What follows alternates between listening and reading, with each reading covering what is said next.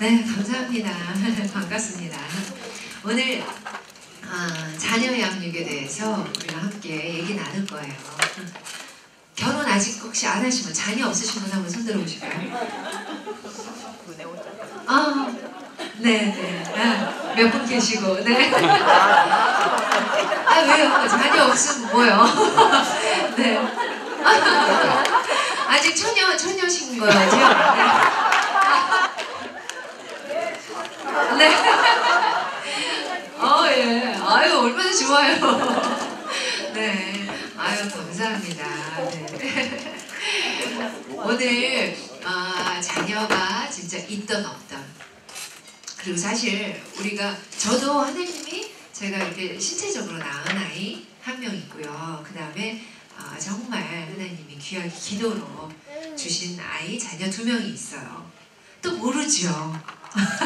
오늘 그런 자녀들과 어떻게 관계가 될 수 있는 그런 자리가 될 수도 있다고 생각합니다. 아무튼 이 자리에 와주셔서 너무너무 감사해요. 우선 말씀을 좀 찾아볼게요. 성경 없으신 분들은 그냥 제가 읽어드릴게요. 들으셔도 좋아요. 시편 127편 3절 말씀입니다. 제가 자녀교육 세미나 가면 항상 들려드리는 말씀인데 저는 개역개정이에요. 읽어드릴게요. 보라, 자식들은 여호와의 기업이요 태의 열매는 그의 상급이로다 라는 말씀입니다.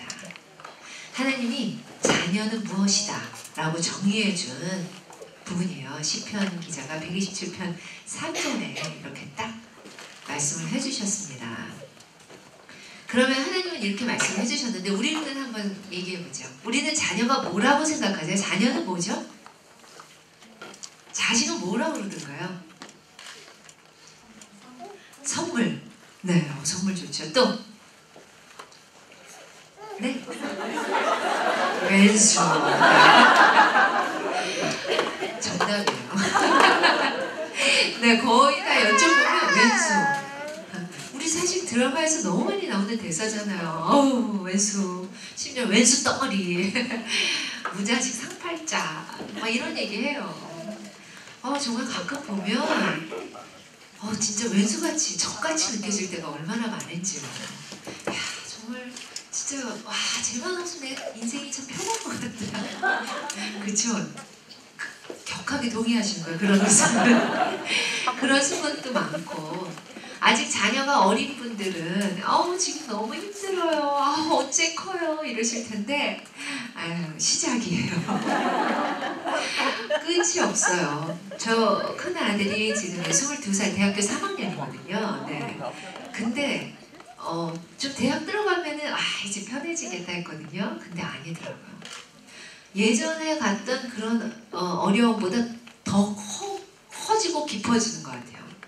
운전을 하니까 또 너무너무 불안하고 나가 또 사고를 좀 운전을 좀 좋아하지도 않고 잘하지도 못하는 것 같더라고요. 그래서 사고가 몇 번 났거든요. 그러다 보니까 불안하고 초조하고 밖에 나가서 그 어릴 때 생각하던 그 걱정거리와는 격이 다른 그런 걱정이 생기는 것 같아요. 그럼 결혼하면 나질까? 하는데 주위에서 아니라 그러더라고요. 그때 또 정말 그냥 둘이 잘만 살아주면 그게 진짜 감사한 거죠 라고 말씀하시는 분들 주위에서 참 많이 뵙게 되거든요. 그렇게 정말 끊임없는 걱정거리고 정말 항상 기도의 대상이고 그런 것 같습니다. 자식이 그렇게 생각이 참 많이 드는데 우리 하나님은 딱 말씀하셨습니다. 보라, 자식들은 여호와의 기업이요 라고 하셨습니다. 기업하면 뭐가 떠올리세요? 저는 예전에 이 말씀 들을 때마다 기업, 뭔가 큰 사업체, 또 뭔가 대를 물리는 그런 큰 곰탕집을 대물리기도 하고 장인의 떡볶이 이래서 맛의 비밀 이런 것도 대물리기도 하고 그런 느낌을 많이 받았었는데 여기서 이 기업은 땅을 의미하기도 하더라고요. 그렇다면 말을 바꿔본다면 보라 자식들은 여호와의 땅이요가 될 수도 있어요. 토지인 거죠, 토지.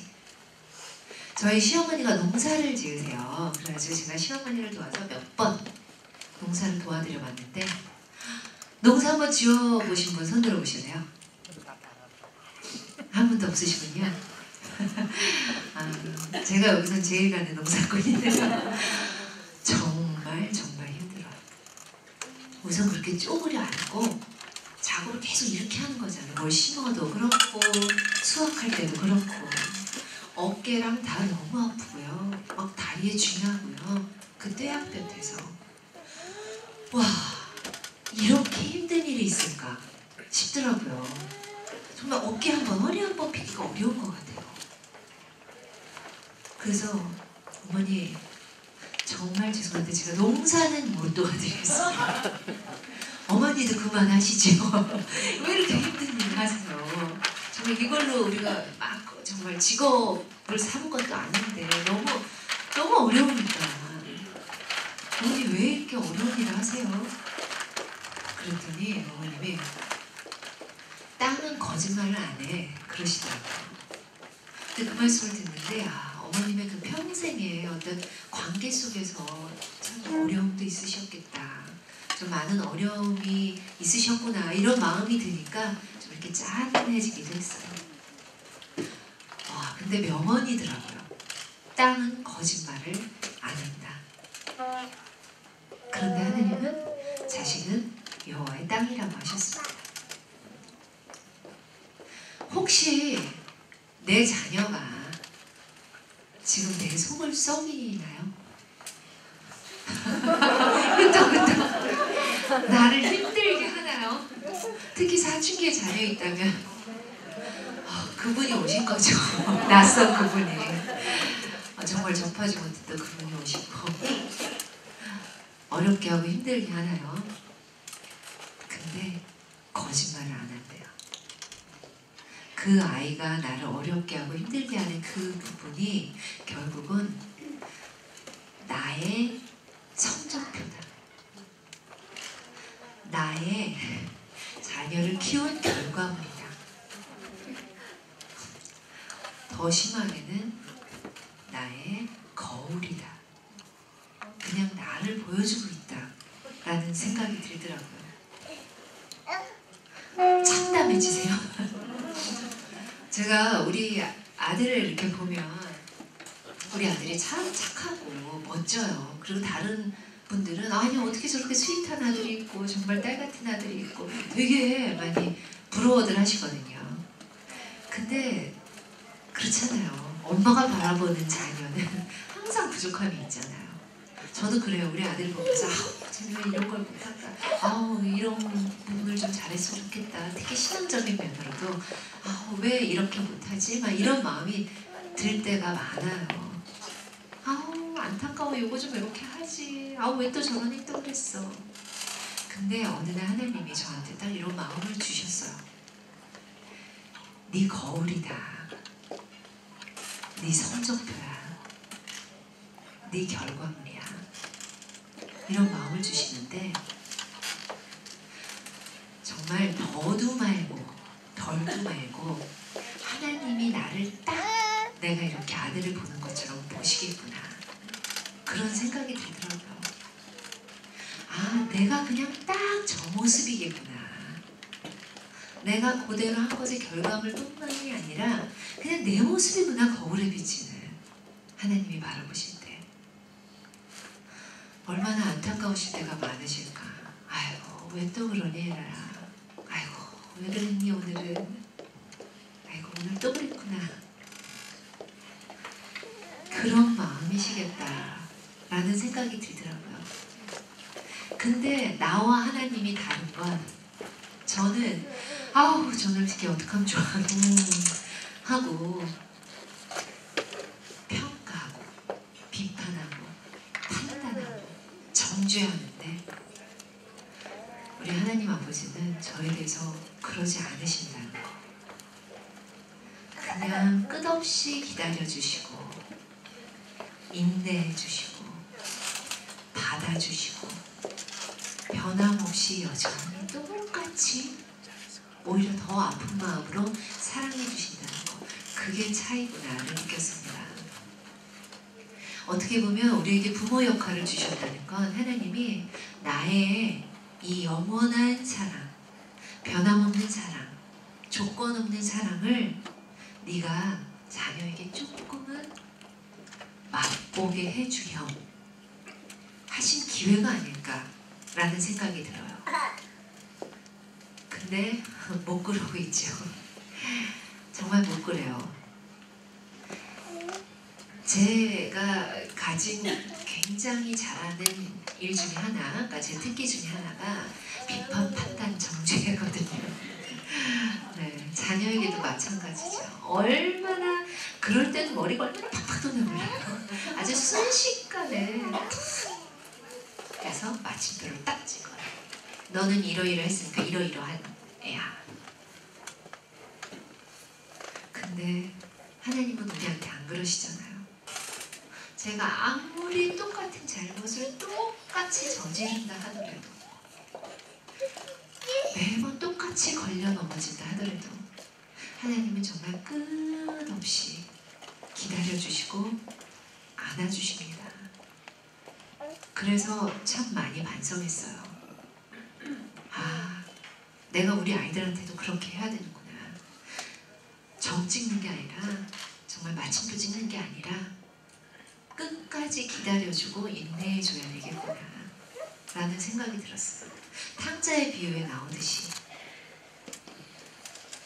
정말 그 탕자가 사실 아빠가 죽으면 줘야 되는 그 재산을 살아계신데 달라 그러니 아빠 빨리 돌아가세요나 마찬가지예요. 사실 그 시대에는 빨리 주세요.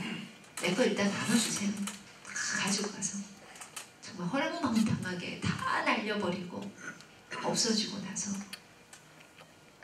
돼지가 먹는 그런 음식들 중에서 먹을 걸 찾으면서, 아, 우리 아빠 집에는 하인들도 이거보다 낫게 먹는데 내가 가서 하인이나 돼야겠다 하고 돌아갈 때 저 멀리서 저무로밖에 안 보일 때 뛰어나오시잖아요. 버선발로 정말. 그리고 안아주고 내가 하인이 되겠습니다 하니까 무슨 말이냐 하던 그 탕자의 아버지 같은 그런 사랑이 나한테 있나 가끔 이렇게 생각해봐요. 안 그럴 것 같아요. 만약에 걔네들이 무슨 잘못을 한다면 저는 세상과 똑같이 비평하고 판단하고 너 이래서 잘못해서 나는 어쩔 거야 막 이럴 것 같은데, 하나님이 원하시는 부모의 그런 마음은, 태도는 그 탕자의 비유에 나오는 그 탕자의 아버지 같은 마음이었다.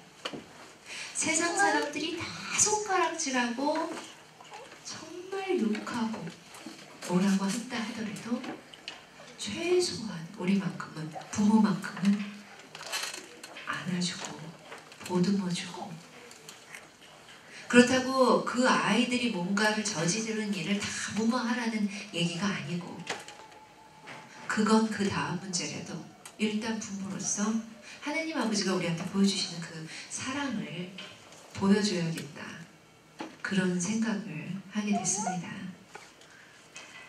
그런데 이 말씀에서 보면요, 자식들은 여호와의 기업이라고 하셨어요.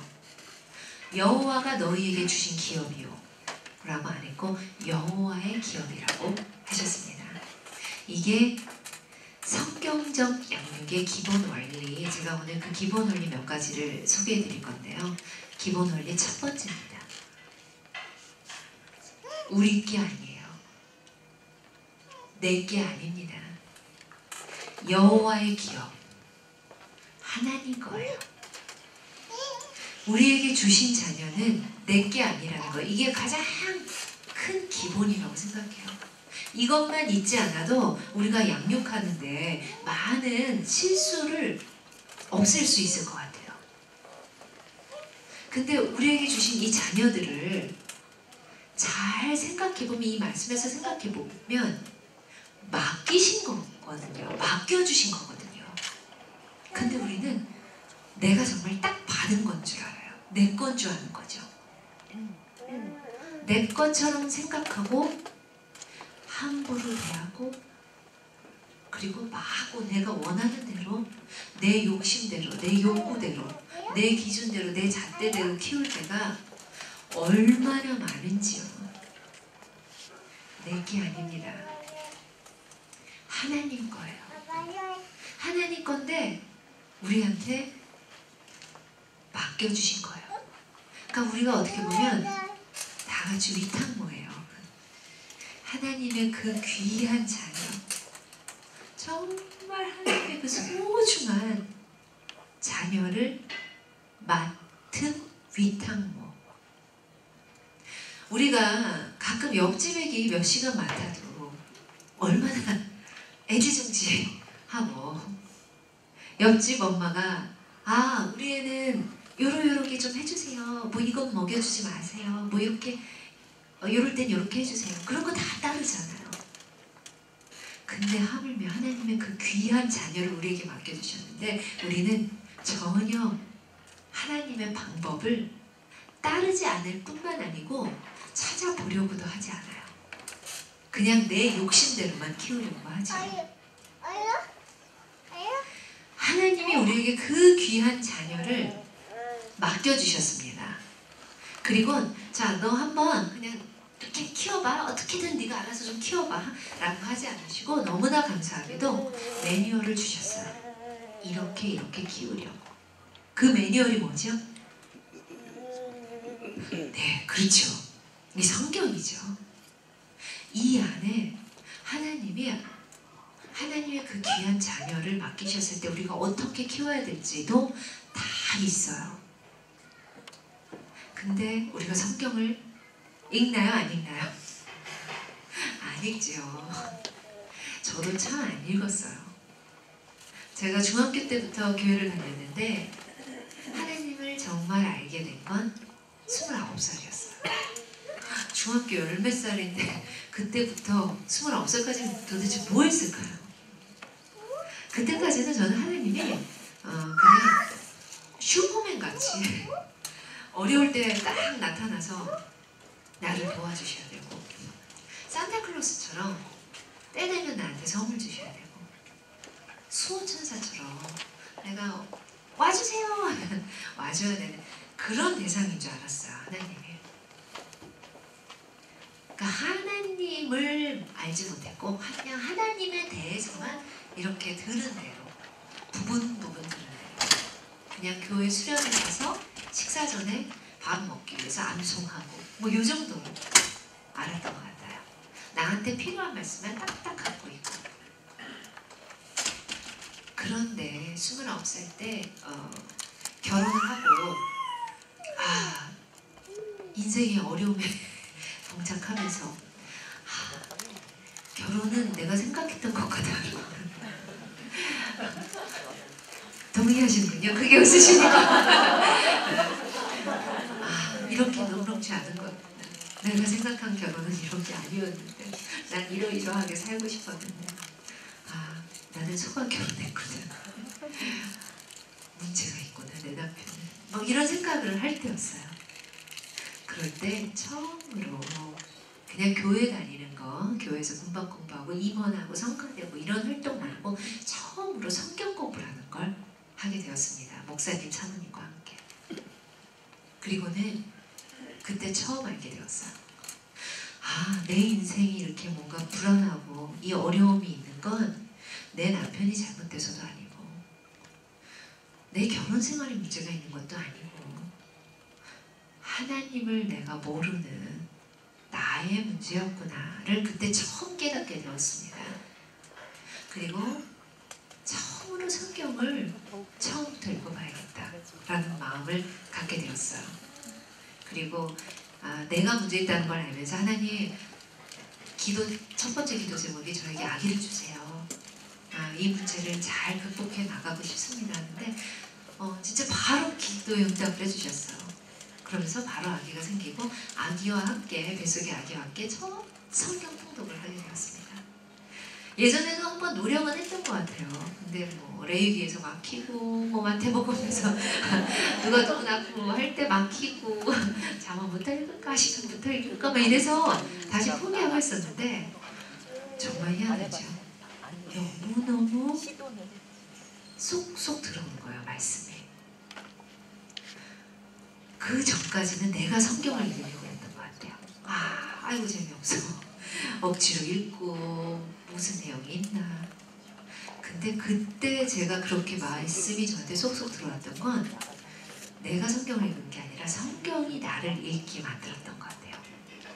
성경에 비추어서 내가 뭐가 잘못되어 있는지, 성경을 통해서 하나님이 나한테 뭘 전하고자 하시는지, 도대체 하나님의 그 계보는 어떻게 이루어졌는지, 어떤 그런 많은 것들을 이 말씀에 나를 비춰서 말씀이 나를 읽게 하니까 말씀이 꿀송이 같았어요.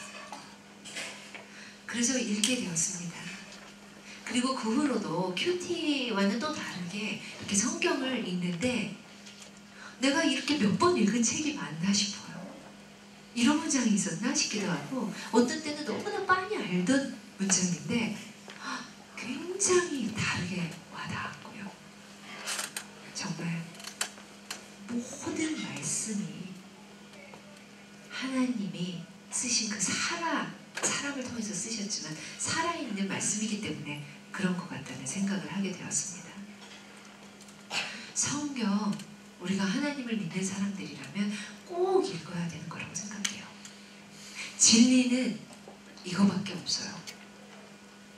세상에 우리가 진리라고 생각하는 건 시대적으로, 시기적으로, 지역적으로, 문화적으로 바뀌어요. 양육도 마찬가지입니다.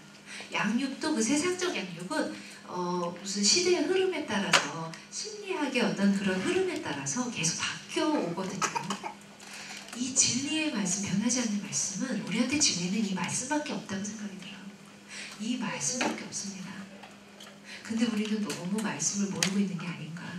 성경을 읽어야 돼요. 특히 부모들은 이 성경 속에서 하나님이 우리가 아이를 어떻게 키우기를 원하시는지를 찾아내야 됩니다.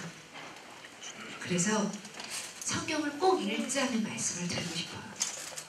자녀들에게도 성경을 알려야 돼요. 이거밖에 없습니다.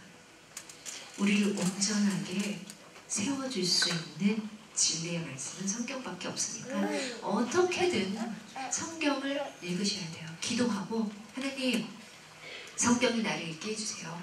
말씀이 제가 깨달을 수 있게 해주세요. 오늘 저에게 무슨 말씀을 주실지 하나님 이렇게 알게 해주세요. 이렇게 하셔야 될 거라고 생각이 듭니다. 부모들은 특히 성경 읽고 제가 가르쳐 지켜 행하게 하라. 이게 결국은 우리한테 주신, 부모에게 주신 특별히 사명이구나 라는 생각을 하게 됐어요. 신명기에 무수히 나와있는 그 가르쳐 지켜 행하게 하라. 근데 뭘 알아야 가르치죠, 그쵸? 가르쳐야 합니다. 그래서 그걸 지켜서 행하게 해야 돼요. 얼마나 그게 중요하면 하나님이 신명기에 정말 여기 미간에도 붙이고 손등에도 붙이고 문설주에 기둥에 오며 가며 앉으나 서나 누울 때나 다 강론하라고 하셨잖아요. 그게 바로 가르치는 건데 그렇게 중요하게 매 순간 까먹지 않게 잊지 않게 가르치라고 하셨는데 우리가 그걸 너무 모르고 있다는 생각입니다. 그래서 부모들은 특히 성경을 읽어야 된다고 생각합니다. 그래서 첫 번째는 성경적 양육의 기본 원리, 첫 번째는 내 거 아니라는 거, 하나님의 거라는 거예요. 그럼 두 번째는 뭔가 보면요, 말씀의 태의 열매는 그의 상급이로다 라는 말씀이 이어집니다. 상급이에요. 여호와의 기업이라고 첫 번째 말씀하셨고 두 번째는 상급이라고 말씀하셨어요. 상이에요. 상 많이 받아보신 분 한번 손 들어보실래요? 학교 다닐 때 이렇게 없으시단 말이에요? 너무 겸손하신 거죠? 상 어떨 때 받으셨어요? 네? 개근상. 개근상은 정말 중요한 상이에요. 사실 성실한 상이잖아요. 그렇죠? 노력상. 와, 멋지죠. 아무튼 우리가 개근을 했다든지 뭔가 노력을 했다든지 아니면 또 뭔가 잘했을 때 상을 받잖아요. 잘할 때 상 받아요. 자녀를 한번 떠올려 보세요. 그 왼수 같은 자녀 말고 예쁠 때 자녀.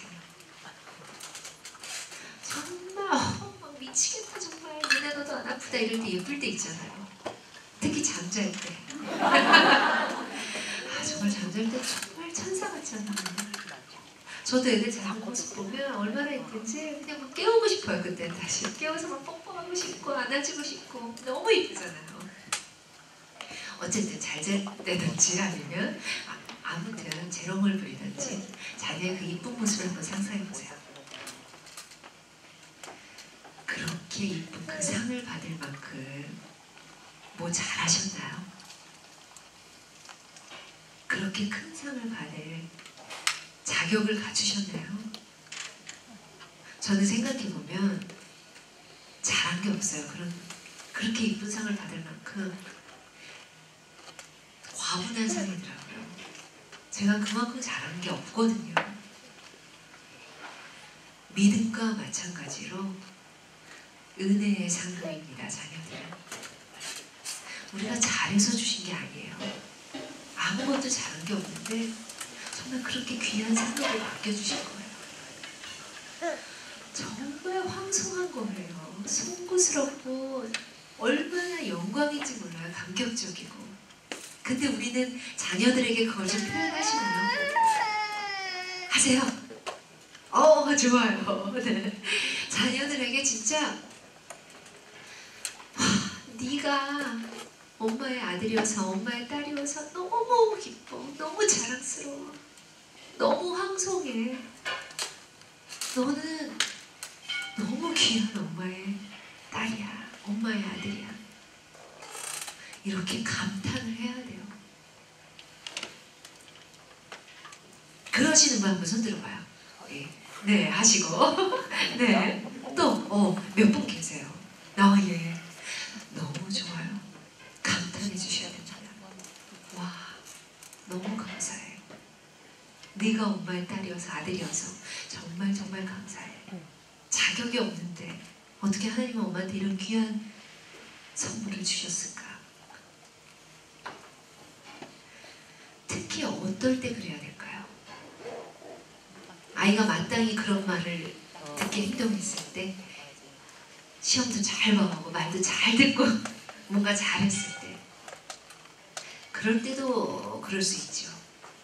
하지만 그건 세상적인 칭찬이고, 우리가 정말 자녀에게 그런 말을 해야 될 때는 자녀가 낙담할 때, 낙심할 때, 자기가 생각할 때 뭔가 자기 기준에 미치지 못한다고 생각할 때, 뭔가 엄마 아빠 앞에서 자기가 큰 잘못을 했다고 생각할 때, 우린 정말 그럴 때 이 감탄을 해줘야 된다고 생각해요. 하나님이 우리한테 그렇게 해주듯이 우리가 낙담하고 쓰러져 있을 때 하나님이 에라야, 너는 나의 가장 귀한 자녀란다. 내가 너를 위해 내 아들을 보냈단다. 해주시는 그 하나님의 마음처럼 우리가 그렇게 감탄할 때 아이들이 그럴 때예요.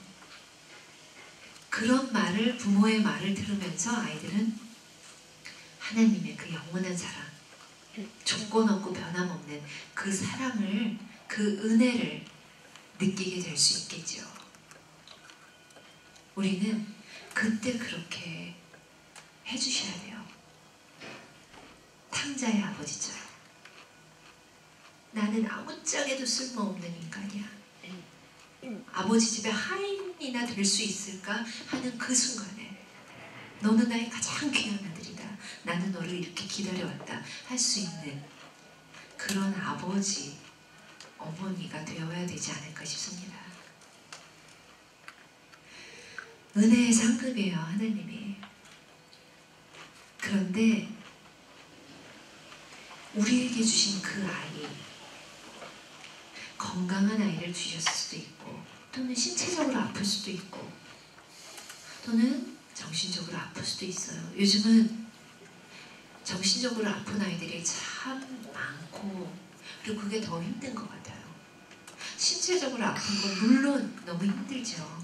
하지만 신체적으로 또 표가 나는데, 정신적으로 아프다든지 뭐 ADHD, 오티즘 뭐 이런 것들은, 그런 증상들은 겉으로 볼 때는 멀쩡해 보이기도 하잖아요. 근데 참 많더라고요. 부모님들이 그런 줄도 모르고 있을 경우도 있고요. 그리고 알아도 너무 많은 케어가 필요한 거죠. 혼자서 하기에 너무 어려워요. 근데 혼자서 하기는커녕 오히려 주위에서 손가락질을 하죠. 아픈 거거든요. 그러니까 뇌가 다른 거예요. 조금 우리랑 좀 다를 뿐이에요. 몸이 아픈 것처럼 머릿속이 아픈 건데 우리가 그걸 또 좀 받아들여야 될 것 같아요. 그리고 도와주셔야 될 것 같아요. 참 많이 어려운 분들을 뵙게 됩니다. 근데 어쨌든 어떤 아이를 주셨든, 혹시 이 자리에 계신 분들 중에 아, 내 아이가 참 어려워요 하시는 분들이 계시다면, 내가 선택한 거 아니잖아요. 내 아이가 이쁘든 그렇지 못하든 내 자녀 내가 선택하신 분이 계신가요?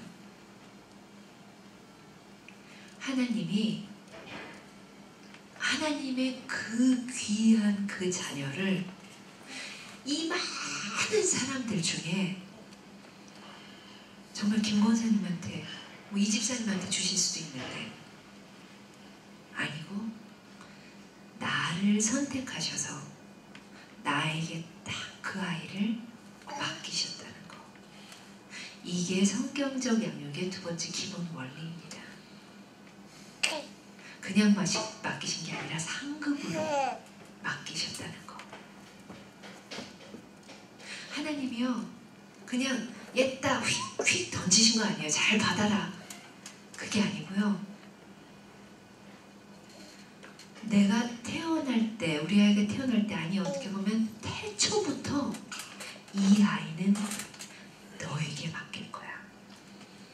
왜냐하면 네가 이 아이의 가장 적합한 엄마란다, 가장 적합한 아빠란다 하고 맡겨주신 거라는 거죠. 엄청난 일 아닌가요? 그게 저처럼 낳았던, 아니면 또 입양을 했던, 뭐 위탁을 했던, 아니면 뭐 어찌 됐다가 다른 아이를 돌보게 됐던, 그건 상관이 없는 것 같아요. 나한테 맡기신 거예요. 그게 꼭 신체적 바이오로지컬이 아니고 어떤 방법으로든 나에게 맡기셨다는 거죠. 대단한 거 아닌가요, 정말? 그 많은 사람 중에 나한테 맡기셨다니. 그것도 상급으로 맡기셨다니. 여기 그 다음 절을 본다면요, 4절을 보면 젊은 자의 자식은 장사의 수중의 화살 같으니 라고 하셨습니다. 장사의 수중의 화살 같대요. 그러니까 장사가 뭐예요? 전쟁하러 갔는데 화살이에요. 화살통의 화살. 이것이 그의 화살통에 가득한 자는 복되도다 했습니다. 그들이 성문에서 그들의 원수와談판할 때 수치를 당하지 아니하리로다. 화살통에 가득한 자는, 화살통에 화살이 가득한 자는 복되다고 하셨는데, 그 상급의 화살, 이 많은 사람들 중에 딱 나를 선택해서 맡기신 그 상급의 화살 몇 개 있으신가요? 저는 화살통에 3개 있어요. 앞으로 더 많아지면 좋겠어요. 저는 아이가 많았으면 좋겠어요. 네. 못 낳죠 이제. 한국에 돌아가면 우리 딸들이 원하는 대로 엄마 빨리 더 입양해. 아니면 위탁해. 남동생 원해, 여동생 원해. 우리 애들 막 그러거든요. 하나님이 맡겨주시면 참 좋겠다. 그래서 우리 집에 계속 아이들이 있으면 좋겠어요. 그런 생각이 드는데 그 화살통의 화살 요즘은 단 하나만 딱 꽂고 있는 분들 참 많잖아요. 저는 기독교인들은 아이를 많이 낳아야 된다고 생각해요. 내가 나타났다 힘들면 입양을 하든 위탁을 하든 많이 키웠으면 좋겠어요. 그게 선교라고 생각해요. 우리 몰몬 교회 인구 순적으로 이제 밀릴 것 같아요. 그들은 정말 많이 낳잖아요. 많이 낳게 한대요. 수적으로 이제 역전될 때가 머지 않았다고 생각돼요. 많이 낳으셔야 됩니다. 많이 키우셔야 돼요.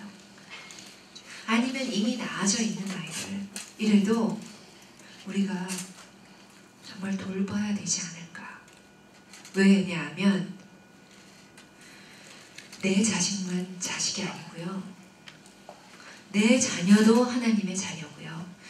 그 자녀도 마땅히 받아야 할 사랑도 못 받고 마땅히 누려야 될 권리도 못 누리고 정말 힘들게 자라고 있는 그 아이들 또한 하나님의 자녀이기 때문에 우리가 맡아서 키워야 되지 않을까 생각이 들어요. 많이 키우셔야 된다고 생각합니다. 왜냐면 어려울 게 없어요. 사실 성경적 양육의 기본 원리 오늘 알려드리는 것만 생각한다면요. 근데 우리가 세상 거에 시선이 돌아가는 순간 너무너무 어려워져요. 얘네들 어떻게 교육시켜야 되며 교육비면 어떻게 감당할 것이며 어떻게 세상적으로 성공하게 잘하게 해야 되며 순간 너무 어려워지거든요. 그런데 하나님의 기준에서 본다면 우리가 해야 될 일은 몇 가지 안 돼요. 많이 나왔으면 좋겠어요. 화살통에 화살이 가득했으면 좋겠어요. 그래야 적과 원수와 담판할 때 수치를 당하지 않지요. 화살통을 하나 갖고는 우리가 어느 순간 정말 혈과 육의 싸움이 아닌 공중 권세자 그 영적인 싸움이 시작될 때 원수한테 수치를 당하게 되는 때가 올 수도 있습니다. 그런데 화살통에 화살이 가득하면 그렇지 않대요. 하나님이 이렇게 말씀하시잖아요. 분명히 정확하게 말씀해 주세요. 이 시편 127편의 말씀은 정말 자녀에 대한 말씀이라는 생각이 들어요. 그러면 하나님이 그 귀한 하나님의 기업을 상으로 은혜의 상급으로 우리한테 딱 이 많은 사람 중에 딱 나를 선택해서 맡기시면서 자 진짜 잘 키워봐야 돼. 잘 못 키우기만 해봐. 이러셨을까요? 하나님이 매뉴얼도 다 주시긴 하셨지만요. 하나님은 그렇지 않으셨어요. 하나님은 완벽한 부모를 바라지 않으십니다. 그리고 사실 세상에 완벽한 부모는 없어요. 나는 좀 완벽해 하시는 분 손들어 보시면 없잖아요. 그죠? 완벽하지 않아요.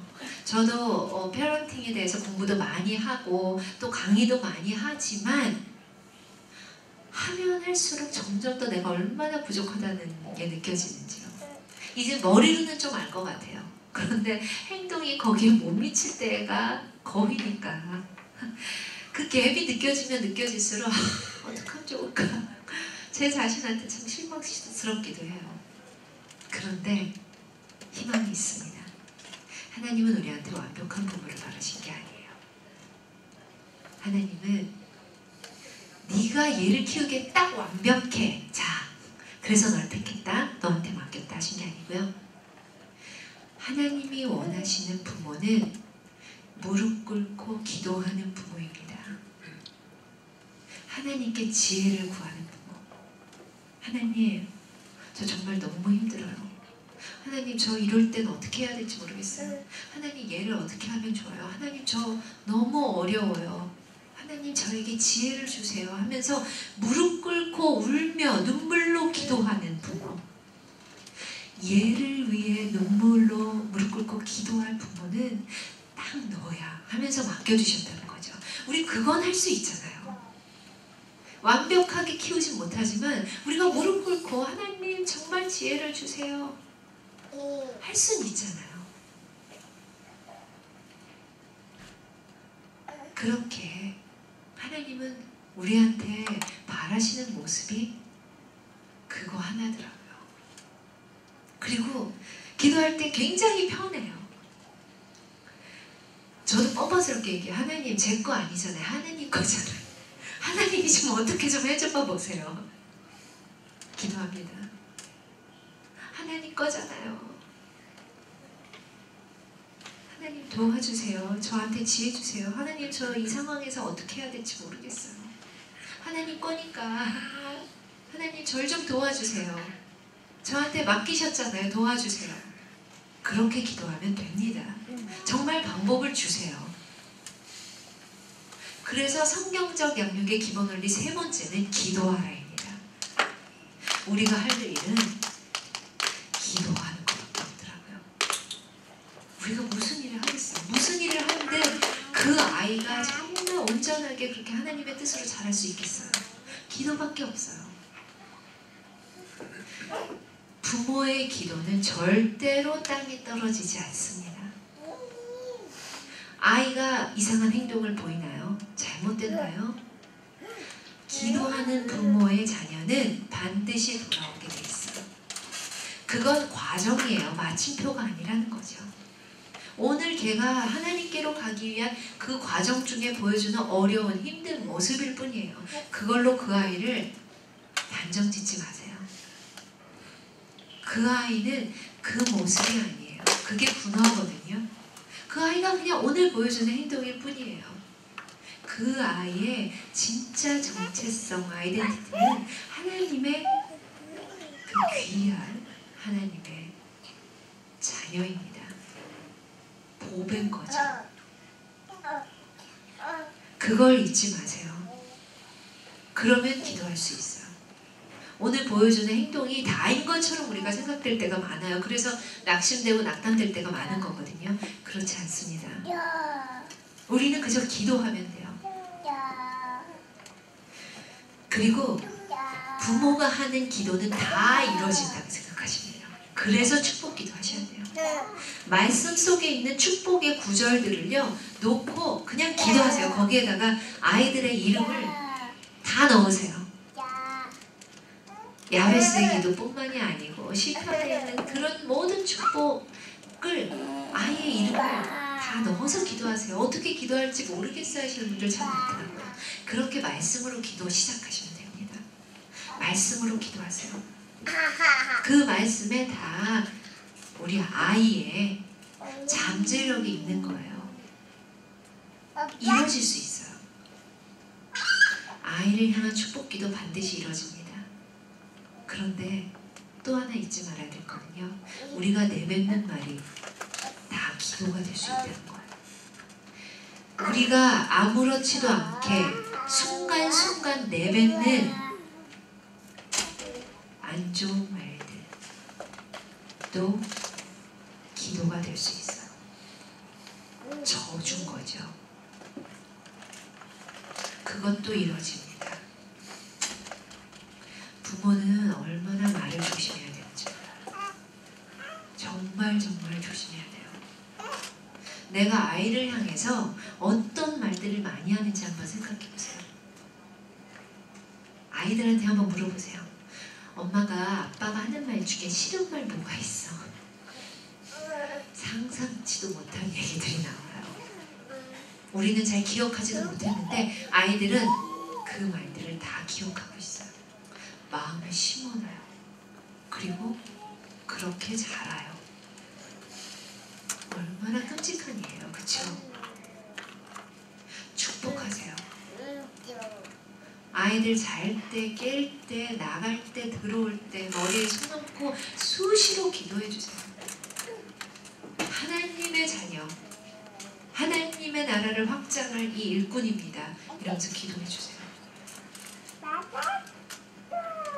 근데 정말 빨리 응답받고 싶은 기도, 그리고 반드시 이루어질 기도는요, 사실 생각해 보셔야 돼요. 그러니까 자녀를 위한 기도, 저는 기도책이 있거든요. 거기에 뭐 자녀를 위한 기도, 뭐 중보 기도, 뭐 다 적어놓죠. 하도 잘 까먹어서 기도책을 보면서 이렇게 순서대로 막 기도를 하는데, 내 자녀를 위한 기도를 한번 쫙 살펴보세요. 진짜 빨리 응답받고 싶으시면요, 무슨 기도 하셔야 되냐면 하나님의 뜻일 것 같은 기도 하셔야 됩니다. 내 욕심, 내 잣대, 내 욕구대로 한 기도는 안 이루어질지도 몰라요. 왜냐면 내 욕심이니까. 하나님의 뜻을 찾아보세요. 하나님이 이 아이를 향해 갖고 계실 그 계획과 뜻을 찾아서 그걸 구하는 거예요. 그 기도는 반드시 이루어져요. 예전에 저도 참 아이들을 위해서 막 가지가지 막 종류대로 그런 기도들 많이 했는데, 이제는 기도가 이렇게 좀 그냥 커지더라고요. 하나님, 절대 빼놓지 않고 하는 기도. 하나님, 우리 아이들이 건강한 하나님을 믿는 그런 배우자를 만나서 하나님의 가계를, 계보를 계속 이어나갈 수 있게 해주세요. 하나님 잘 믿는, 하나님 제대로 믿는 그런 믿음의 형제자매 만나게 해주세요. 그 기도합니다. 이루어질까요? 안 이루어질까요? 반드시 이루어지죠. 왜냐하면 하나님의 뜻일 테니까. 그럼 기도하면서도 두렵지 않아요. 그리고 우리 아들이 처음으로 여자친구 사귀고 얼마 전에 헤어졌거든요. 첫 여자친구였어요. 네, 코케이션이었어요. 네. 근데 하나님을 몰랐어요. 모르는 친구였는데 되게 이쁘고 사랑스럽고 그런 아이여서 안타까웠어요. 그리고 기도했죠. 하나님, 이 아이라면 변화시켜 주시고, 이 아이가 아니라면 하나님이 분명히 짝을 준비해 놓으셨는 줄 믿습니다. 이 아이가 아니라면 진짜 하나님의 때에 서로 상처받지 않고 잘 정리가 되게 해주세요. 그리고 이 아이 또한 우리 아들 통해서 하나님을 알게 해주세요. 그렇게 기도했거든요. 2년 넘게 사귀긴 했어요. 사람들은 아이고 이제 외국 며느리 보겠네요 뭐 이런 말씀도 많이 하시고, 저는 사실 상관은 없어요. 하나님 나라의 그 시민권만 있으면 저는 상관없거든요. 근데 그렇지 않았기 때문에 이 아이는 아닐 것 같다라는 확신은 있었어요. 근데 진짜 그렇게 정리가 되더라고요. 과정에서 낙담하지 마세요. 실망하지 마시고 슬퍼하지 마세요. 우리가 하나님의 뜻에 부합되는 기도를 하고 있다면 그건 반드시 이루어집니다. 그래서 걱정 안 해요. 그냥 아들한테도 얘기하죠. 정민아, 네가 참 좋지, 첫 여자친구니까. 하지만 하나님은 너를 위해 너의 짝을 예비해 놓으신 것 같아. 하나는 아닌 것 같아. 그냥 이렇게 살짝 기특만 했었죠. 네. 그럴 수도 있지 않을까? 물론 그럴 수도 있지. 그렇다면 하나님 하나를 또 변화시켜 주시겠지라고 얘기했지만요. 저는 믿어요. 왜냐하면 그렇게 기도하고 그게 하나님의 뜻이기 때문에 반드시 이루어질 거라는 걸 믿어요. 과정은 어떨지 몰라요. 하지만 결과만 우리 생각하면 되잖아요. 그리고 사실 이 과정이 어떻든 간에 우리의 결론은 예전에 결론은 버킹엄이야 뭐 이런 광고도 있었거든요. 그래서 양복 광고 같은 거였는데, 결론은 우리는 하나님과 함께하는 그 영원한 생입니다. 이 고달픈 삶은 그냥 순례자의 길이잖아요. 잠깐 소풍 나온 거예요. 우리는 갈 곳이 있습니다. 제가 미국에 있는 5년 반이 사실 한국으로 나는 돌아갈 사람이다 생각하니까요. 한국에서 살 때가 굉장히 다를 때가 많았어요. 막 저거 갖고 싶다 해도 아유 한국 가면 또 필요도 없을 텐데 막 이런 생각도 많이 들고 그러면서 느꼈었어요. 이게 바로 우리가 하나님을 믿는 우리가 갖고 살아야 될 마음이겠구나. 이 삶에서 뭘 그렇게 가져야 할까? 하늘나라 가면 이건 아무것도 아닐 텐데 이게 바로 우리가 가져야 되는 그런 마음인가 보다라고 좀 느꼈었거든요. 정말 그렇죠. 하나님의 계획이 있기 때문에 그 계획만 찾는 기도를 하세요. 그럼 이루어집니다. 예, 아이빌리그 보내주세요. 하나님의 뜻이라면 갈겠죠. 하지만 잘 생각해보세요. 내 욕심 아닌가요? 내 욕구 아닌가요? 어떻게 모든 아이들이 다 하나님이 아이빌리그 보내는 계획을 갖고 계시겠어요? 하나님의 뜻을 구하는 기도. 하나님, 이 아이가 무슨 일을 하든 간에 하나님 기쁘게 하나님의 나라를 확장하고 하나님께 영광이 되고 사람을 살리는 그런 일을 할 수 있게 해주세요. 그런 일에서 하나님이 주신 달란트 중에서 두각을 나타내게 해주세요. 거기서 정말 탑이 되어서 하나님께 영광 돌리게 해주세요. 그 기도를 해야 되는 거죠. 그게 네 번째 성경적 양육의 기본 원리와 연결이 되어 있습니다. 네 번째는 부모의 사명이에요. 우리가 어떻게 키워야 될지라는 거죠. 성경적 양육을 어떻게 해야 될지. 말씀 안에 화폐 단위로 세 가지로 제가 말씀을 드릴 거예요. 가르쳐 지켜 행하게 하라 하는 그 신명기에 무수히 나왔던 그게 결국은 우리의 사명이 되겠죠. 뭘 가르칠 거냐? 말씀. 그러니까 우리는 말씀을 읽어야 된다. 그랬습니다.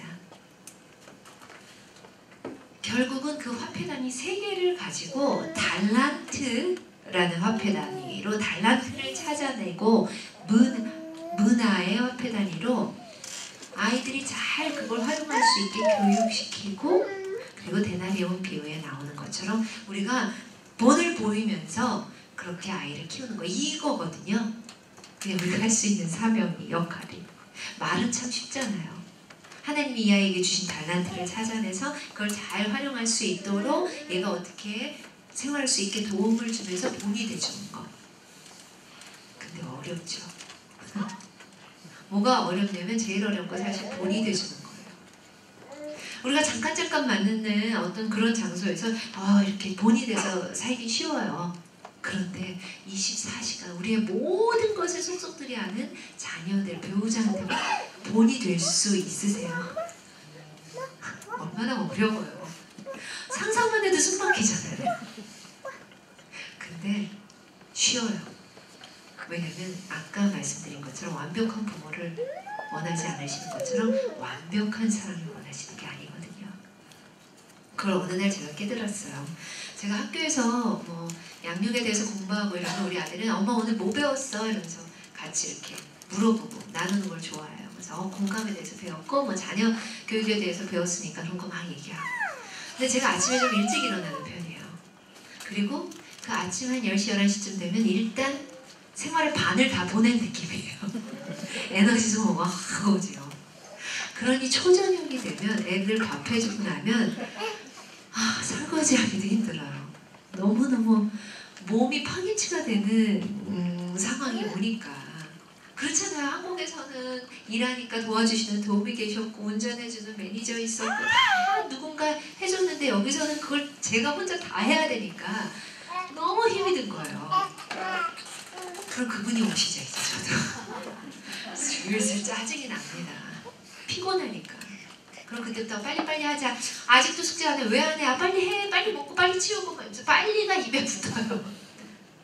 그러면서 막 짜증이 나는 거여서 아니 왜 아직도 못했어? 이러고 하면 우리 애들이 저를 이렇게 보고 있어요. 그래서 엄마 많이 힘든가 봐. 피곤해? 공감해줄까? 공감해야지. 와, 정말 시어머니처럼 이렇게 보고 있어요, 저를. 어떻게 본이 돼요, 근데. 그럴 거 아니에요. 아니, 뭐 공감해줘야 된다며. 아예 마음도 잘 읽어지고, 뭐 어쩌고저쩌고. 그렇게 생각할 거 아니에요. 그 순간이 본이 되어줄 수 있는 순간입니다. 전 그럴 때 정민아 봐봐. 엄마가 아침마다 일어나서 큐티하고 하나님 말씀 읽고 그래도 그런 거 많은 걸 배우고 하는데도 엄마는 죄성을 가진 너와 똑같은 하나님의 자녀일 뿐이야. 너한테 하나님 할아버지 아니잖아. 너한테도 하나님 아버지, 엄마한테도 하나님 아버지. 누구한테나 모두에게 하나님 아버지야. 우리 똑같이 매일 아침 큐티해도 똑같이 엄마는 피곤할 때 다른 사람들은 또 다른 사람들의 어떤 그런 아킬레스건 때문에 항상 넘어져. 그런데 우리가 아침에 큐티도 안 한다면 어떻게 되겠니? 그래서 엄마는 성경 읽는 거야. 엄마는 성경 읽지 않으면 이 모습도 안 됐을 거야 그나마. 우리가 하나님 찾아야 돼. 그래서 기도하고 말씀 읽어야 돼. 이게 본입니다. 안 넘어지는 모습을 보여주는 게 본이 아니고 매 순간 우리는 죽을 때까지 이렇게 넘어져. 하지만 하나님의 말씀으로 우리 또 일어나야 돼. 함께 일어나야 되는 너와 나는 형제야. 서로서로 기도해주자. 서로서로 일으켜주자. 할 수 있는 우리가 다 같이 하나님 자녀됨을 고백하는 게 그게 바로 본이라는 생각이 들어요. 그러니까 어렵지 않죠. 그게 진솔이고 세상에서 말하면 그게 진솔이고 기독교적으로 말한다면 하나님 안에서 우리가 본이 되는 자녀의 모습이라고 생각이 들어요. 너도 자녀, 나도 자녀. 우리는 매 순간 넘어지고 그렇기 때문에 우리가 매 순간 하나님 앞에 무릎 꿇을 수밖에 없다는 걸 인정하는 모습. 그게 본이에요. 그러니까 부담이 없어졌어요. 쉬워졌어요. 그런 거 아니에요, 우리 아들이. 아유, 그래, 우리 엄마 또 저러네. 그래서 또 내일 아침에 또 말씀을 찾으시겠구나. 일어나 보면 그래서 엄마가 성경 있구나. 그래서 기도하고 있구나. 할 거 아니에요. 그리고 나를 위해 기도해 줄 거 아니에요. 아유, 이주인격자. 가시. 바깥에서는 저런 얘기하고 이러진 않을 거 아니에요. 그렇죠? 자녀한테 그런 말을 듣는다면 얼마나 슬프겠어. 그게 본입니다. 그렇게 될 수 있어요. 자, 그럼 첫 번째 요소는 달란트예요. 달란트는 뭐냐면 주인이 멀리 떠나면서 종한테 달란트를 주잖아요. 5달란트, 2달란트, 1달란트. 이게 핵심이에요. 다르게 준 거. 달란트는 다 주세요. 근데 다르게 주세요. 어머 세상에, 저 김집사님은 찬양도 잘해, 얼굴도 이뻐, 뭐 애들이 공부도 잘해, 돈도 많어. 와, 왜 저렇게 많은 달란트를 주셨어? 난 뭐야? 네, 왜 그러셨을까요? 제가 봐도 그래요. 어떤 연기를 하는 친구들 보면 어떤 친구는 정말 연기도 잘하고 막 부러워요. 와, 진짜 달란트 많이 주셨다. 다 다르게 주셨어요. 뭐라고 부럽지만 뭐라고 항의할 수도 없어요. 우리는 그냥 받았을 뿐이니까. 그런데 참 감사하죠. 주인이 옵니다. 그리고 5달란트 받은 종한테 5달란트 도로 받으세요. 그리고 뭐라고 얘기하죠? 잘했다, 착하고 충성된 종아. 2달란트 가지고 옵니다. 2달란트 받았던 종이. 그랬더니 5달란트인데 왜 넌 2달란트냐 안 하세요. 똑같이 말씀하십니다. 잘했다, 착하고 충성된 종아. 이게 핵심이에요. 공평하신 하나님이 주신 만큼 거두십니다. 김집사님 부러우세요? 드려야 될 게 너무 많아요. 많이 수고하셔야 해요. 그냥 나한테 주신 만큼 돌려드리면 되는 거예요. 내 자녀에게 저 집 아들 엄친아 엄친딸 왜 내 자녀에게 요것만 주셨어요? 그 집 아들 많이 수고해야 합니다. 하나님이 많이 찾으십니다. 여기에다가 왜 그거 안 넣으셨나 몰라요. 5달란트 줬는데 2달란트를 가져온 종이 있다면 하나님 뭐라고 하셨을까 궁금해요. 제 생각에는 잘했다 착하고 충성된 종아라고는 안 하셨을 것 같아요. 1달란트 받은 사람은 어떻게 했죠? 묻어뒀습니다. 악하고 게으른 종아 하면서 뺏기고 내쫓겼어요. 슬피 울며 이를 갈미 있으라 했잖아요. 받은 만큼 돌려드려야 돼요. 우리 자녀들도 다 다르게 받았어요. 이걸 인정해 주셔야 돼요. 다르다는 거. 틀린 게 아니에요. 쟤는 공부 잘하는데 넌 왜 못해? 틀렸어가 아니고 다른 것뿐이에요. 하나님이 얘한테는 공부 달란트를 주신 게 아니에요. 다른 달란트를 주셨습니다. 근데 우리 눈에 안 보이죠? 왜 안 보이죠? 우리의 욕심, 욕구, 잣대가 원하는 달란트가 있으니까요. 공부, 아이비리그, 스카이 한국은 그러면 안 보여요. 부모가 달란트를 찾아주셔야 돼요. 하나님이 너에게 주신 달란트가 있단다. 그건 뭐냐면요. 예를 들어서 그러니까 기회를 많이 줘보셔야 될 것 같아요. 1시간을 뭐 테니스를 배웠다고 생각해봐요. 근데 어떤 아이는 5시간 배운 것처럼 잘합니다. 보통 아이들은 그냥 1시간 배운 것처럼 하고 우리 아들이라면 운동 잘 안 좋아하고 못하니까 한 10분 배운 것처럼 하겠지요. 다르다는 거예요. 그게 얘 달란트예요. 운동적인 어떤 신체적인 달란트를 받은 거겠죠. 찾아주시면 돼요. 하나님의 달란트는 잘하면서 또 억지로 잘하게 하지 않으세요. 좋아하면서 잘하는 걸 달란트로 주십니다. 그걸 찾아내 주시면 돼요. 그러니까 틀린 게 아니라 다른 거예요. 다름을 인정한다는 건 굉장히 중요합니다. 저한테는 절대적인 진리가 이 말씀밖에 없어요. 하나님, 복음. 나머지는 그냥 다 다른 것뿐이에요. 아, 저와 가치관이 다르시네요. 신념이 다르시네요. 생각이 다르시네요. 의견이 다르시네요. 근데 우리는 이 진리의 말씀에 대해서는 오히려 너무 쉽게 타협하고요. 그 외에 부수적인 거에 대해서는 타협이란 없는 때가 너무 많은 것 같아요. 특히 정치적인 신념이 다르다면요. 교회에서 예배 드리시다가도 뛰쳐나가시더라고요. 어떤 분은 기도를 정치색이 나오는 기도를 하고 그거에 반대되는 정치색을 갖고 있으면 예배 도중에 나가시는 거 뵀어요. 저는. 아니 어떻게 그 신념이 다르다고. 예배는 우리가 하나님께 드리는 거잖아요. 지금 어떤 분의 정치색이 나와 같은지 다른지를 보는 자리가 아니잖아요. 어떻게 예배 시간에 문을 박차고 나가시지? 깜짝 놀랐어요. 지금 하나님과 나의 그 소중한 예배의 자리가 아닌가? 정말 놀랐습니다. 이건 타협할 수 없어요. 하지만 그 어떤 것도 이해 못할 것도 없다고 생각해요. 내 신념을, 내 가치관을, 내 생각을 바꾸라는 얘기가 아니에요. 그거는 그대로 갈 수 있겠죠. 내가 알고 있는 한 이게 옳다고 생각하실 수 있으니까요. 하지만 저 사람이 생각하고 있는 생각도 그럴 수도 있다. 그리고 그 사람이 틀린 건 아니잖아요. 나와 생각이 다른 것 뿐이잖아요. 근데 우리는 나와 생각이 다르면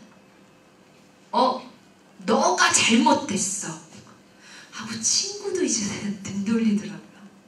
우리나라에 지금 분열의 영이 있는 것 같아요. 너무 무서워요. 친척 모임, 가족 모임에서도 절대 정치 얘기하면 안 된대요. 그냥 아 나와 다르네요. 왜 그렇게 생각하게 되셨어요? 하면서 쫙 들어보고 내가 놓친 부분이 있으면 좀 받기도 하고 또 그 사람이 놓친 부분이 있으면 또 알려주기도 하고 이러면서 그렇게 좀 갈 수 없나? 너무 안타까워요.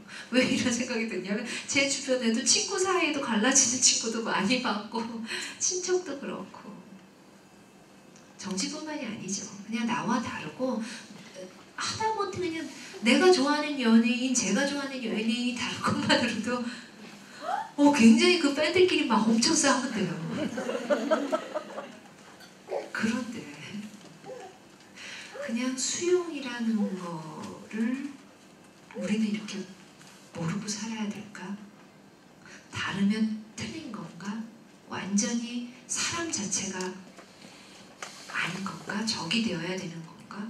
라는 생각이 들더라고요. 막 정말 피 튀기며 토론을 하고 다른 의견을 갖고 있어서 싸우다가도 그 시간이 끝나면 악수하고 허그하고 헤어질 수 없나? 이게 참 안타까운 생각이 들었습니다. 달란트의 비유는 그거예요. 다 다르게 받았고 받은 만큼 되돌려야 된다는 거고 그리고 우리 틀린 게 아니고 다르다는 거. 그 세 가지가 중요한 점이라고 생각해요. 우리 아이들에게 주신 하나님의 그 달란트를 찾아내야 되는 게 첫 번째 부모의 사명입니다. 두 번째는 문화 비유예요. 문화 비유도 비슷하잖아요. 달란트 비유랑. 근데 다른 점이 하나 있습니다. 달란트 비유는 다 그렇게 5, 2, 1 달란트 이렇게 다르게 주셨는데 문화 비유는 10명의 종에게 다 1문화씩만 줬어요. 똑같이 줬습니다. 우리가 하나님께 똑같이 받은 거 뭐가 있을까요?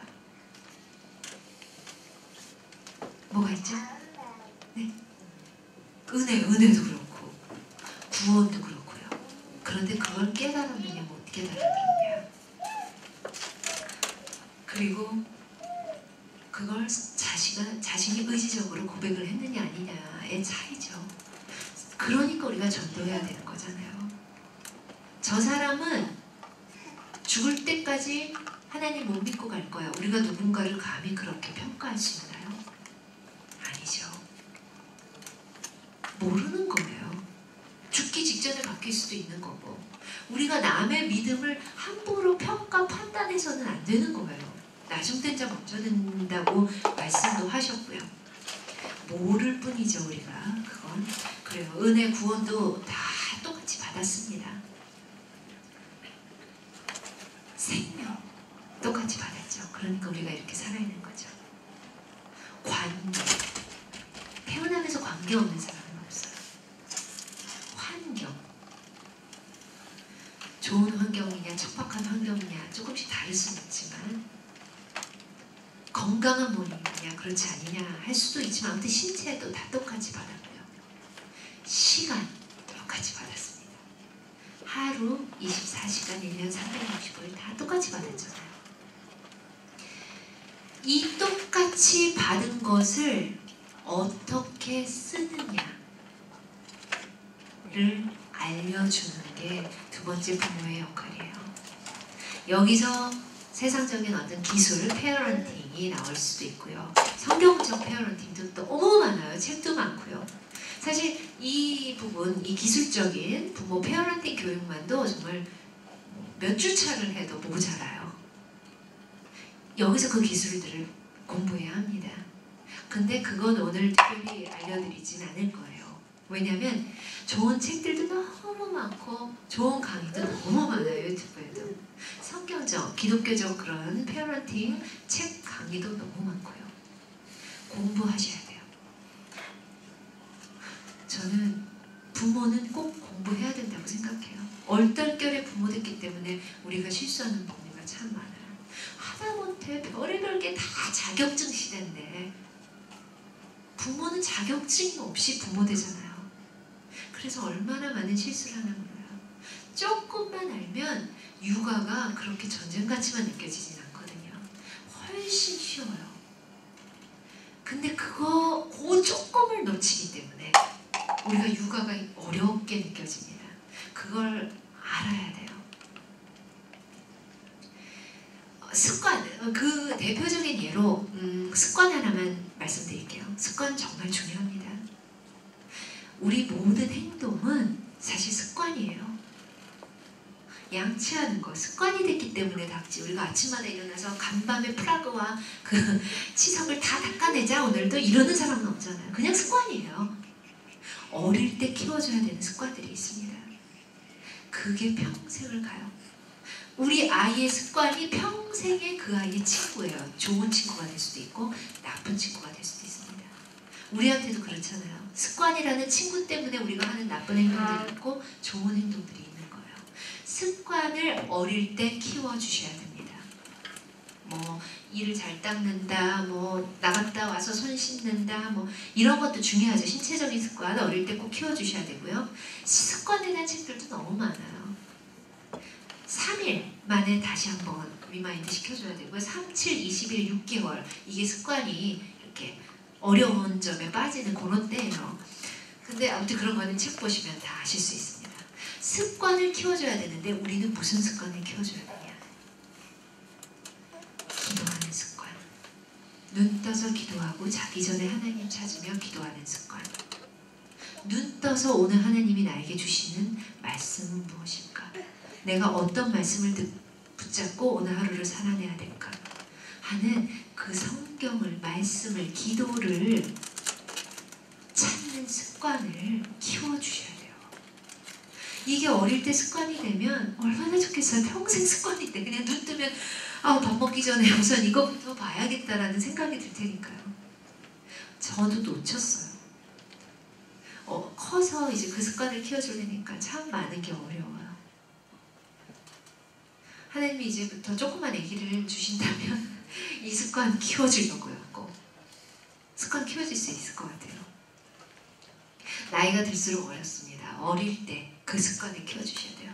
그게 어떻게 보면 제일 큰 우리가 물려줘야 되는 유산인 것 같아요. 믿음의 유산. 그래서 그 문화 비유는 그런 거예요.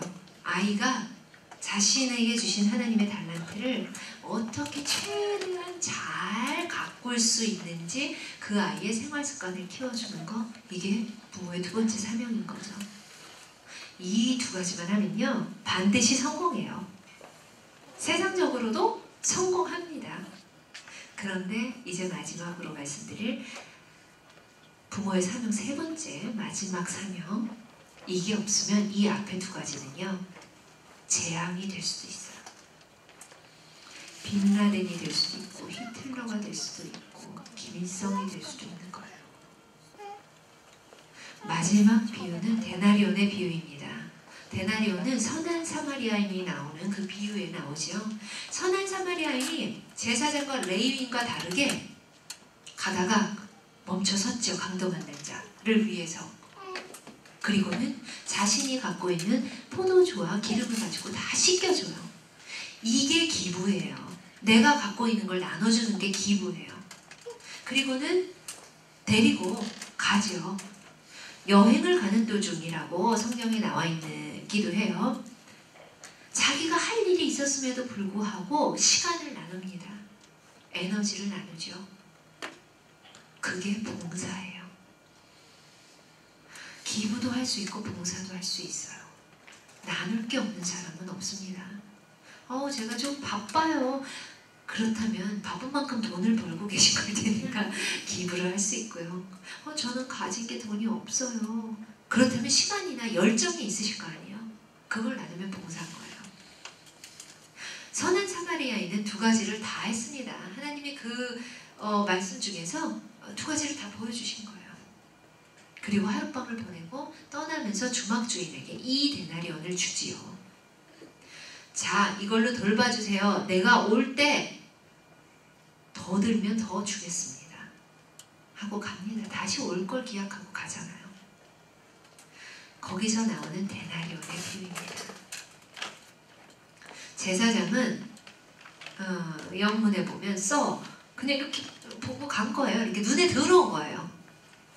레위는 룩테 대답합니다. 그러니까 이렇게 보려고 했지요. 근데 그냥 역시 지나쳤어요. 우리가 레인 같을 때 참 많아요. 우리가 그냥 이렇게 가진 않는다 하더라도 아이고 어떡해, 아이고 불쌍해. 그리고 갈 때 얼마나 많아요. 선한 사마리아인은 근데 자기가 돌보고 있다가 강도 또 올 수도 있어요. 그런데 멈췄습니다. 왜 달랐을까요? 말씀에서 얘기해요.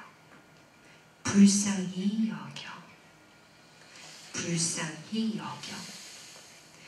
이게 제사장과 레위인과 선한 사마리아인이 다르게 행동하게 만든 거예요. 그게 데나리온 비유의 핵심입니다. 우리 아이들이 누군가를 불쌍히 여기는 마음, 우리 주위에 정말 강도 만난 자 같은, 그건 뭘 의미하냐면 누군가의 도움이 없으면 절대로 설 수 없는 그런 사람들이 우리 주위에 너무 많아요. 그 사람들을 불쌍히 여기는 마음을 키워주지 못하면요, 앞에 두 가지는 우리 아이에게 재앙이 될 수 있다는 거죠. 이게 제일 중요하기도 해요. 사실 공부라는 거는 이 아이가 맘만 먹는다면, 철만 든다면 진짜 한국은 검정고시로 한 1, 2년만 공부하면 초등학교, 중고등학교 과정 다 끝낼 수 있어요. 미국도 마찬가지예요. 홈스쿨링만 한다면 아이가 철만 들면 다 그렇게 갈 수 있다는 거예요. 공부는 아무 때고 할 수 있지만 이 불쌍히 여기는 마음은요, 어릴 때 아니면 못 키워집니다. 어릴 때 자기만 생각하고 자기만 미미미미 하는 아이들은 커서도 그렇게 돼요. 어릴 때 불쌍히 여기는 마음을 키워주셔야 돼요. 크리스마스가 다가오죠. 크리스마스 때 나 뭐 사줄 거야? 크리스마스 선물 줘. 우리 아이들도 이 얘기 하거든요.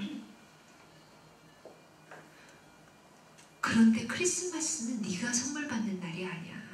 우리는 예수님이 오셔서 우리의 죽을 수밖에 없는 우리 죄를 위해서 이미 구원이라는 선물을 주셨어. 그렇기 때문에 우리는 누군가에게 구원을 전할 수 있을까?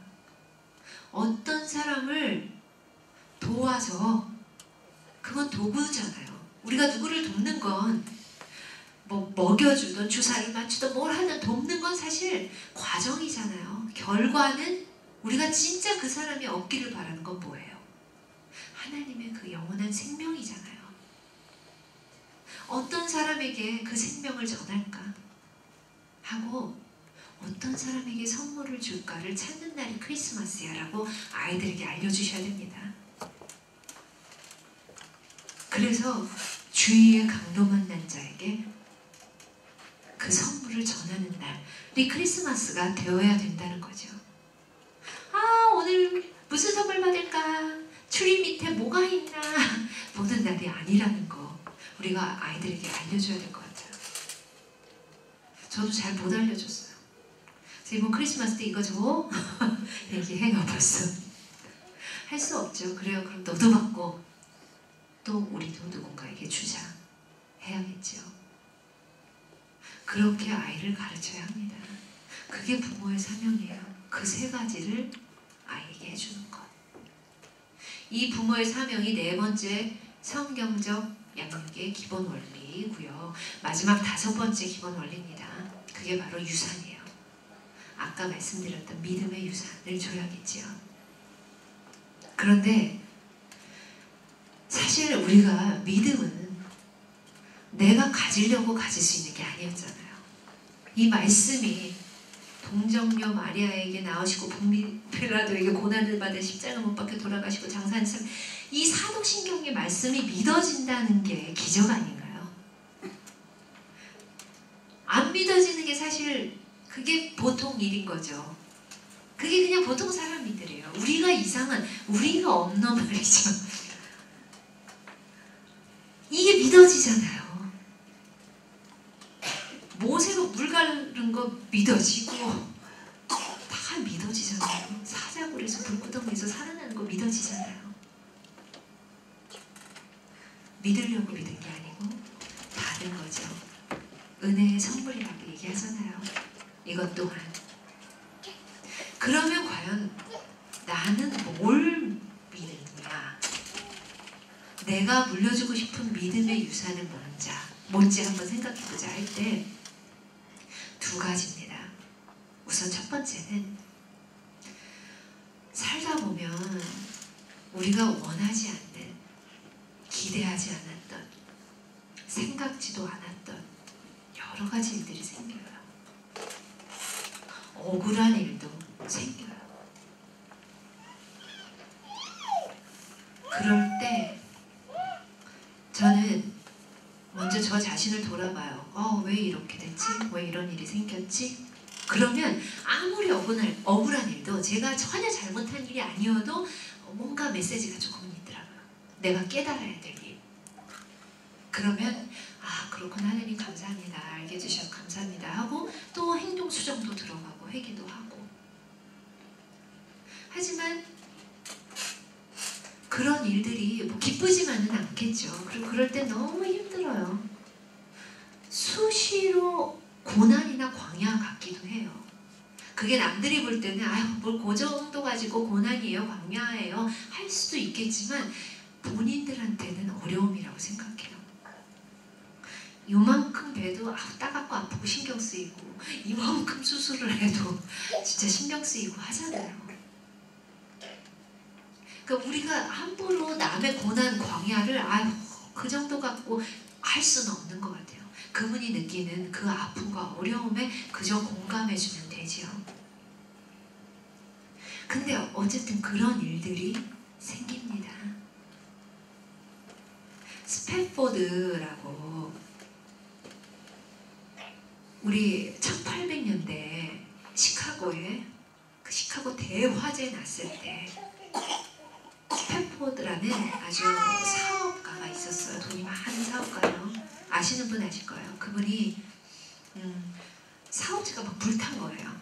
그래가지고 가족들과 함께 좀 쉬고 오자, 여행을 하자 했는데 또 그분이 섬기는 교회가 또 불탔어. 그래서 가족들 먼저 보내고 와이프랑 예쁜 딸들을 먼저 보내고 뒤따라 가마 했는데, 가다가 그 선박이 영국 선박과 부딪혀서 전복됩니다. 그리고 받은 연락은 건강한 딸들 다 죽고 아픈 아내만 혼자 살아남았다라는 정보를 받게 돼요. 그래서 많은 유가족들과 함께 배를 타고 남은 가족을 데리러 가는 거예요. 가다 보니까 중간에 바다 한복판에서 선장이 얘기해 주는 거예요. 여기에서 그 배가 전복이 됐다고. 얼마나 끔찍해요. 방에 들어가서 밤새 울며 씨름을 하지요. 왜 하나님 나한테 이런 일을 주셨나요? 내가 뭘 잘못해서. 울고 불고 씨름을 하다가 아침녘에 시를 쓰게 됩니다. 그리고 그 시는 아주 유명한 찬송가가 돼요. 우리가 잘 부르는 내 평생에 가는 길 순탄하여 늘 잔잔한 강 같은지, 내 평생에 가는 길이 순탄해서 늘 잔잔한 강 같든지 아니면 험난한 그 풍파로 두렵고 무섭든지 내 영혼은 늘 평안하다는 그 시를 쓰는 거예요. 상상이나 하실 수 있어요. 내 그 건강한 그 딸들이 죽은 그 자리에서 새벽녘에 평안이 임한 거예요. 세상은 어리석다 그러겠죠. 미쳤다 그러겠죠. 어떻게 저 순간에 평안하다고 할 수가 있어. 근데 그게 축복입니다. 그게 하나님이 주시는 축복이에요. 우리가 하나님께 문제 앞에서 기도를 할 때 기도의 응답은 문제 해결이 아니에요. 우리에게 주시는, 우리에게 임하는 평안이 기도의 응답이라고 생각됩니다.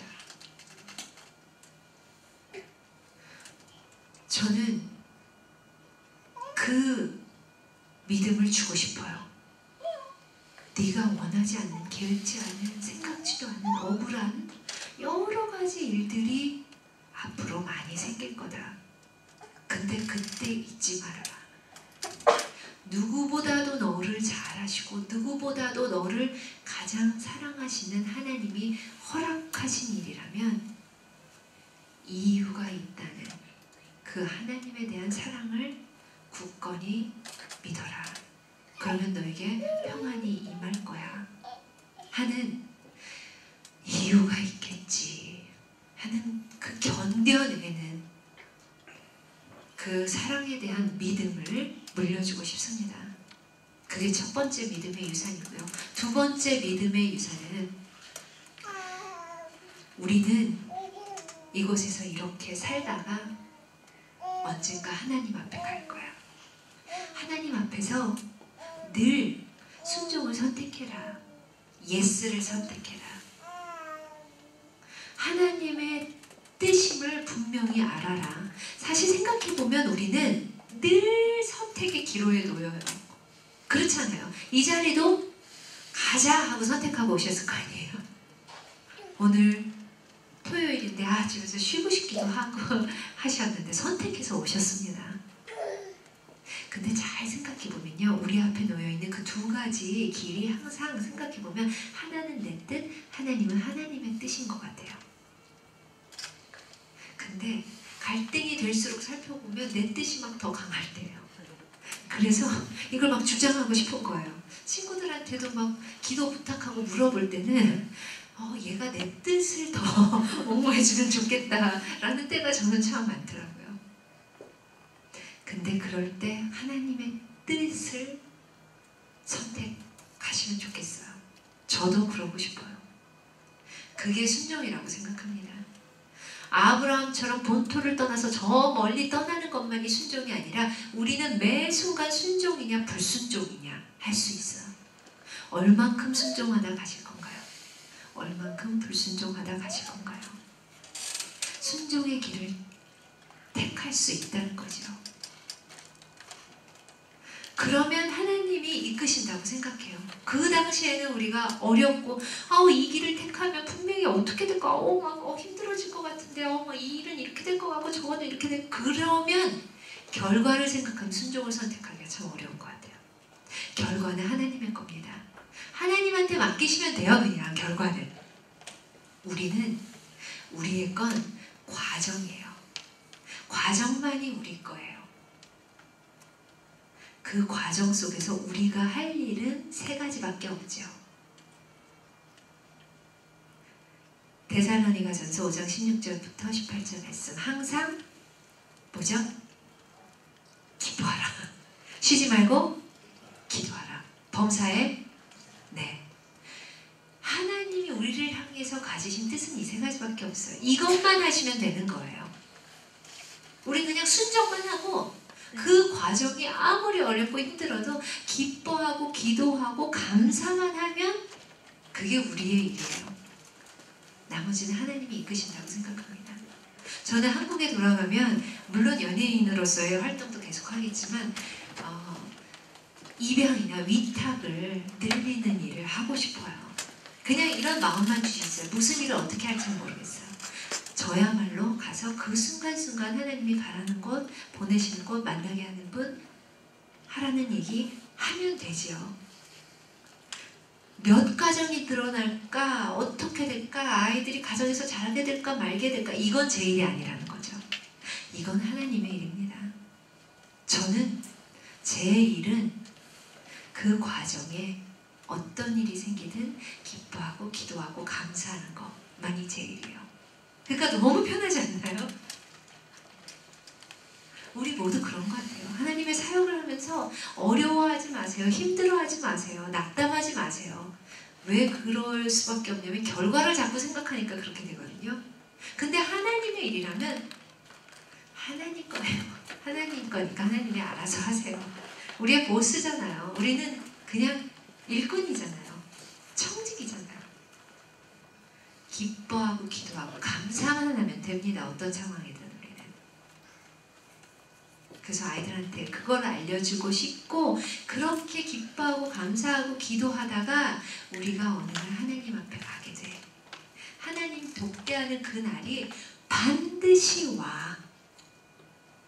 하나님 앞에 우리가 1대1로 만나게 되는 날이 반드시 온단다 하는 그 날이 올 거라는 믿음을 물려주고 싶어요. 그 두 가지 믿음만 내가 줄 수 있는 유일한 유산입니다. 왜냐하면 그 유산만이 아이들을 살릴 수 있는 거거든요. 우리 모두 그 유산을 아이들에게 물려주는 부모가 되면 좋겠습니다.